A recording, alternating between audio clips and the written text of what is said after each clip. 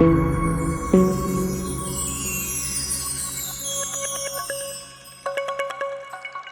right, I'm back. Welcome all once again to engage in another set of presentations by three powerful practices. But before that, I sincerely want to thank you for joining in at FOAID 2020.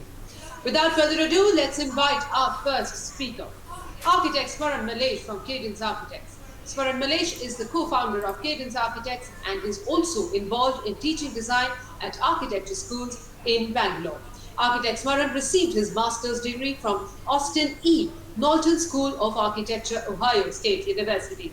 Since its inception in 2005, Cadence has won many prestigious national level awards for various projects. Cadence has been published in national as well as international architectural journals. Since its inception in 2005, Cadence has won many prestigious national level awards for various projects in architecture as well as interior design. So with all these credits, may I please invite architect Smaran Mallesh from Cadence Architects.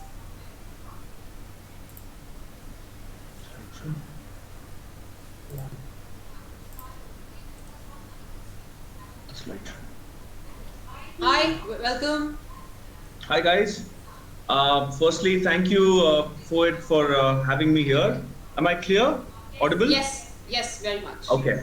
So once again, thank you so much for FOAID for having me over. And without further ado, I'd like to get started. I'm going to just run you through a few images. Yeah, you've mailed me the slides. Yeah, please send me. And we have started with the first presentation. So can Siddharth log in and stay in the backstage?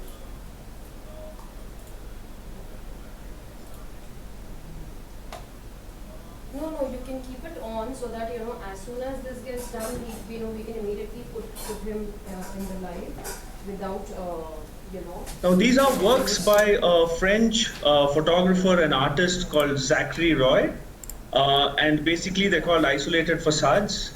And what Roy basically does is he goes around taking photographs of what he thinks are seemingly interesting buildings, and he kind of reduces the entire building to the notion of a facade. And the idea is to create a dystopian sort of urban landscape that has an extremely surreal feel to it, as you could see in some of the images. And the idea here is to talk about the immediacy of a facade in terms of how it communicates. He even talks about how one wanders through a new city and really questions if one's understanding of the city is basically us stitching our mental images of the facades that we see. He also hopes that these facades evoke a certain level of curiosity in the onlooker in terms of who the user might be or what the life behind these facades are. So there's a certain kind of ephemerality to the work, but that ephemerality also in a certain sense is substanceless. So it has a sort of naked, sort of empty feel to it. So what he reduces these facades is to this kind of landscape where buildings are situated with no context or no content, in a certain sense. So our idea of the facade in terms of how we look at it is a counterpoint to this argument of immediacy for what most facades stand for. So the question really is, can facades be a lot more contextual?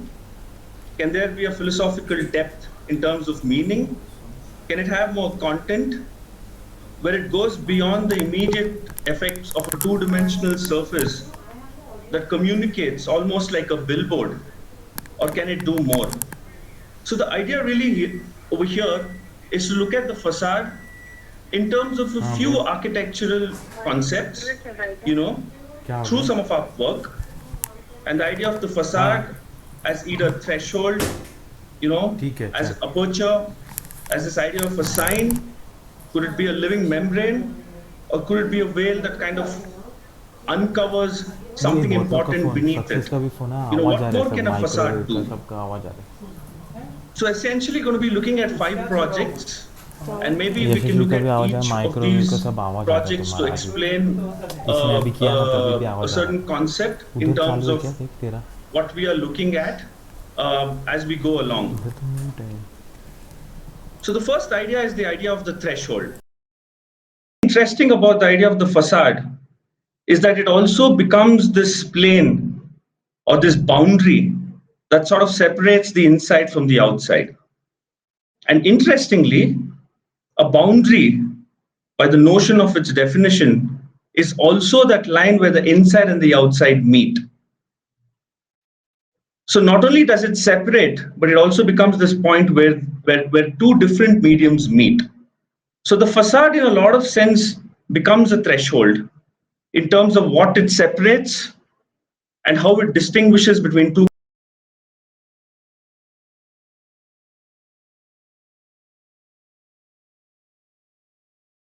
site. You can see that it's an extremely tight, acute, triangular site and a typical sort of urban setup with dense buildings. But what's really interesting in this site is that there are roads on two sides of the two longer sides of the triangle, and it sort of relegates the site to a small sliver of a space that needs to be occupied, and one end has a building. So the idea is to kind of figure out a residence on a site like this. Of course, most clients want the world in their houses. They want it to be the microcosm of the world, and they have their requirements in terms of everything that they want to do. And if you notice how colorful they want this world to be, it's in stark contrast to what sort of lies around it.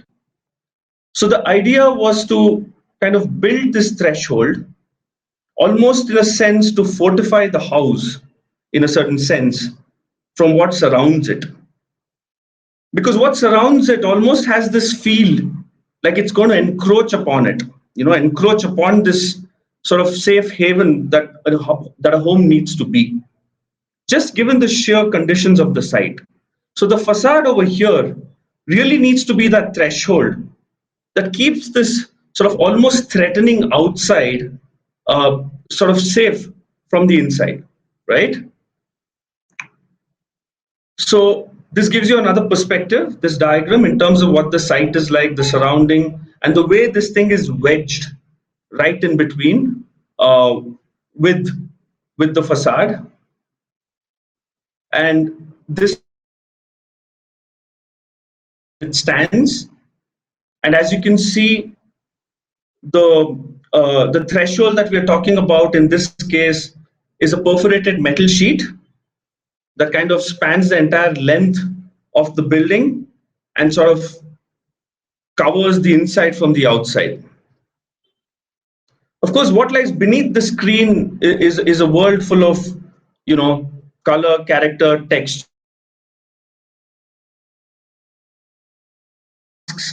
Is this sort of varied atmospheres that we've kind of created on the inside, and almost becomes an envelope that from the outside that shields this. But what this envelope does, given that it has perforations across its length, that it allows for really dappled to come in an almost poetic way to kind of fill the inside and create a certain atmosphere. So the project I'm talking about now is a resort that we finished in Chikmagalur on the foothills of Mulangiri Hills in a coffee estate. And it was an extremely scenic site. There were hills in the distance. It was an extremely green site with a lot of trees and plants. And there was also a valley and a little lake that one could look at. So the idea really was, how do we do this resort? And how do we intersperse these buildings within this sort of lap of greenery to really appreciate landscape? And mind you, we were very clear that we are looking at landscape in multiple ways. There's landscape, there's appreciation of landscape at a distance in the form of mountains. There's landscape that you're around in terms of the greenery, which is your immediate surrounding in close proximity. And there also needs to be landscape which has a certain proximity and intimacy, so to speak. So how does one really deal with landscape in multiple ways? So I'm going to talk about three kind of buildings over here. We've done a bunch of others, but we'll talk about these three. The first is the idea of the clubhouse, or it's really the entry experience for the whole resort. And this really questioned the idea of what a facade needs to be for this little canopy that we did. The role of the canopy was to, of course, welcome somebody into the space. The role of the canopy was to give shelter, almost in a sense that it was this womb-like space that welcomes the people who come into this, so it kind of encloses them. But what it also needs to do is to frame views of the mountains beyond. So the aperture here that we're talking about is basically this idea of the facade that becomes a framing device that kind of captures views that are far beyond. That is the role of what the canopy does. And of course, with the terrain of the land, the building sort of steps down, keeps stepping down to accommodate other functions, ending with an infinity pool. So this was the first kind of building. The second building was a cottage, the single villa.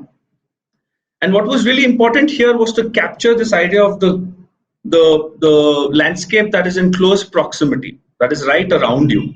So if you see the image on the left bottom, that's how you would approach the villa. So you get all the privacy that you need. And when you enter the villa, it opens to the rear. So the facade or the aperture here completely opens to kind of embrace the near landscape around you. So it has a dual character in terms of how it's closed up in front, but then really opens up to the rear. And of course, has this idea of the butterfly roof that has a sense of levitation to it, detached by this glass strip.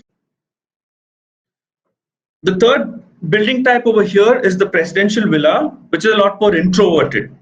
The single villa is extroverted, really opens up, but the facade over here is very mute. It's muted because it actually conceals something. And when you step in, the building is designed in such a way that there is intimate landscape at play. So there's landscape, whether in the idea of a pool or an internal courtyard with a daybed around it, is really about creating this idea of intimacy. So the muteness outside creates the sense of intimacy on the inside. And there's also an intimate connection that you make to the trees beyond and also the skies above, but it's the mute facade on the outside that enables this intimacy. So these were three ideas of how you could look at the idea of facades and apertures and the kind of connection the inside makes with the outside. The next idea is to look at the idea of facades as signs that communicate, signs that signify, signs that sort of emote, and signs that hopefully connect.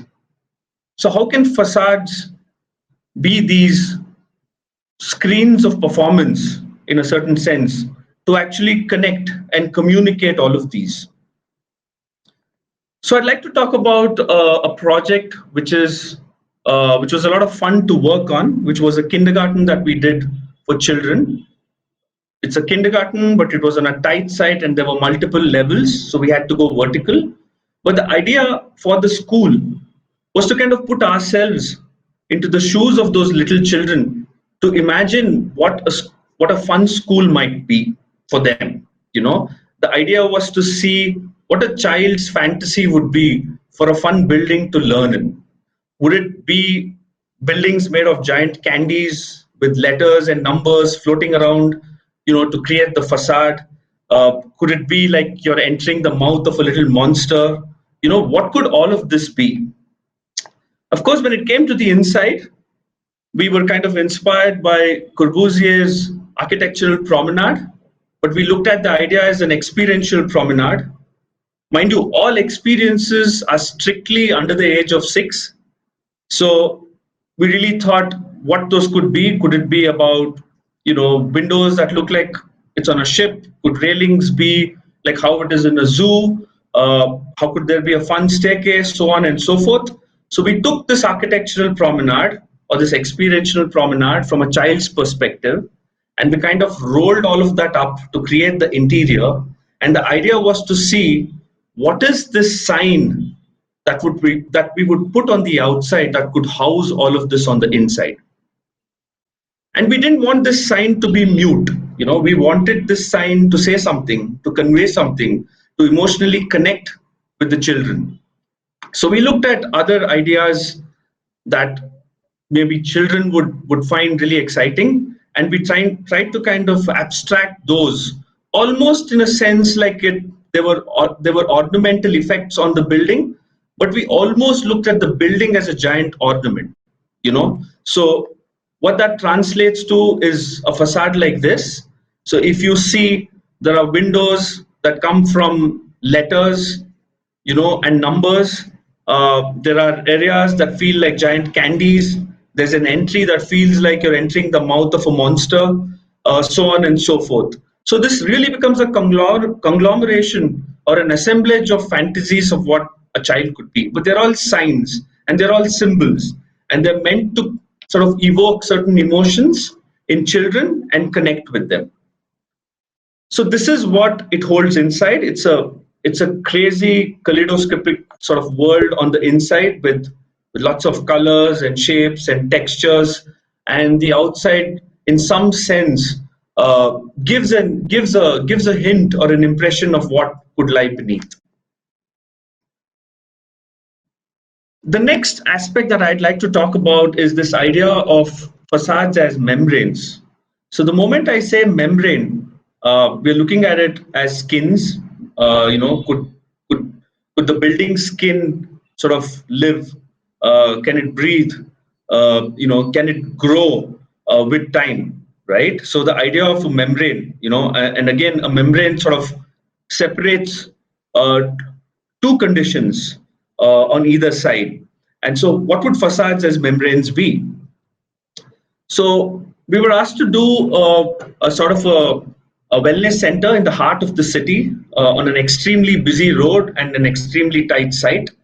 So the idea was to do a wellness center which is therapeutic, which is about relaxation, which is all about calm and quiet in across, alongside one of the most bustling, loud, noisy, smoky roads in the city.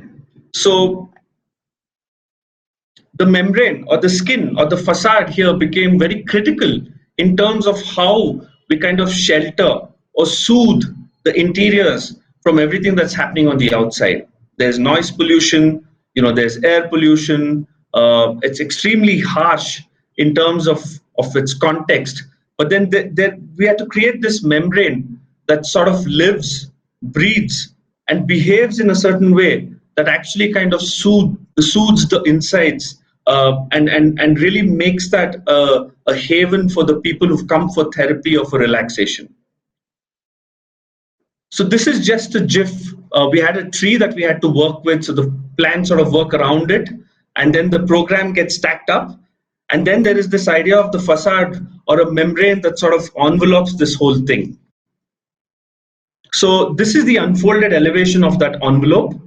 And the idea really was in plan to buffer the entire edge with greenery, and this envelope kind of shields that greenery. But the green over time kind of grafts itself onto this membrane, almost like how you'd graft on your skin, and sort of grafts itself onto this membrane with time and sort of grows with it over time. So this was when we first built it, and you could see, green sort of grafting through little pockets in the facade. This is a more recent picture where the greenery has really come through. And this is another image that sort of talks about the same. What this really does on the inside is really shields the inside. We have a buffer of medicinal plants that have nice fragrance. So they really alter the feel of the space, and they kind of combine with this facade, and they really become like this living skin that grows over a period of time. So just to talk about the skin a little bit more, the facade has perforations, and these perforations have multiple readings, just like an Agnes Martin painting. From a distance, it looks like it's all green. When you go closer, you get these perforations, and the green starts to sort of sprout through. And what's interesting about these perforations is that almost like the underside of your eyelid, there's a certain color that starts emerging as you come closer and you look up. So the idea of the facade again here is to have multiple readings from multiple distances in terms of how parallax works and how you kind of work around this building. The last project that I want to talk about is this idea of a veil or a sort of a covering or a layering, facades as layering, and what they do to the space inside and the kind of statement they make on the outside. Again, a very tight urban site, mostly residential, typical site in a city like Bangalore. But what was interesting was that there was a 120-year-old temple right next to our site in this neighborhood. The temple meant a lot to the neighborhood because it was there forever. And we had to make a dialysis center, a medical center on this site, in this setting, with the temple on one side and a neighborhood like that. So the way we thought we should go about it is to have the most sort of neutral, not mute, but neutral backdrop to the temple and this extremely colorful and varied setting. So the facade becomes this neutral backdrop, almost like a veil, in terms of how it conceals the inside for this setting. And this layer or this veil that we're talking about is essentially made of these screens that almost have this billowing ephemeral character to them. They seem very light, they seem very voluptuous in the way they have been molded and folded. And this gives you an idea of how we've kind of tweaked it and layered it. And what this also allows for is this extremely gentle light that sort of seeps in to give a very soothing effect for people on the inside. So remember, this is a dialysis center. There's a temple on the other side. But we think the light that comes in is as divine as the image of the temple itself. So it's the skin of the building or this facade, which is like a veil that allows for light to seep through like this and create a quality like this. So this is what it looks in the evening. And I'd like to end with this image, which maybe is a narrative of facades from the past and juxtaposed with the narrative of facades for the present and maybe for us in the future too. Thank you so much. All right, this is absolutely very, very wonderful. I have to say this, that I was just sitting and watching and I was too mesmerized. So thank you for creating such wonderful works. If I am so excited, being not an architect, neither an interior designer, I can only imagine the audience who's witnessing these wonderful projects. They will be so excited. So thank you so much for doing this.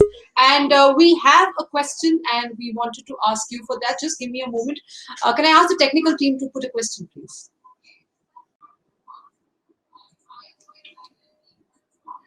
I hope you had a good time doing this with us. Yes, of course. Yeah, it was fun. It was fun. Yeah. I couldn't see the audience. I couldn't see the audience, which is a little surreal when I'm speaking, but I had to imagine that, but it was good. Honestly, all the speakers were coming, they're facing the same thing. They have this thought that everything is so good, but then they can't see the audience, which is when that feeling is sort of missing. Of course, we missed meeting in person this time because of the situation that we are in. So, but we thought that no, we have to meet virtually, and here we are. So thank you for the support that you've given to us. And I think the technical team is just putting the question. Just give us a moment.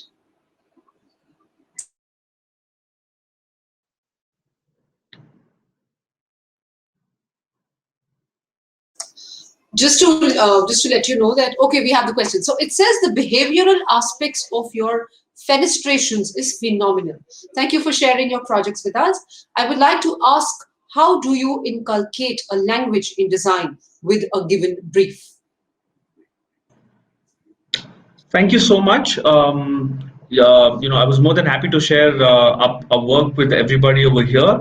I think we don't have a signature style as an office. I think the 4 or 5 projects I showed today also kind of talk about that. The language for the project in a certain sense comes from the brief and the desired effects we want to cause through the project. The project should, of course, satisfy certain conditions, whether it's requirement, whether, whatever the program is, whatever the needs are of the brief or the type. But the language sort of evolves more with what we want as the architectural effect that we want to create, what we want people to feel, because we are more interested in experiences. that are not just visual, right? So that dictates the language, whether it's materiality, whether it is form, the quality of space, all of those things. So that's basically how we go about it. All right. So thank you so much for this wonderful answer. Okay. We have another question. It says by Meenakshi Chabda. She's asking, what is the material used on the facade of Dialysis Center? So we've basically done that in concrete, brick and plaster. So we had to work with a shoestring budget because it was for sort of an NGO. So that's all we had to work with, and that's all we've used in that project. All right. Thank you so much for doing this, and hope you had fun with us. And we will see you next year in person. So thank you. Please take care.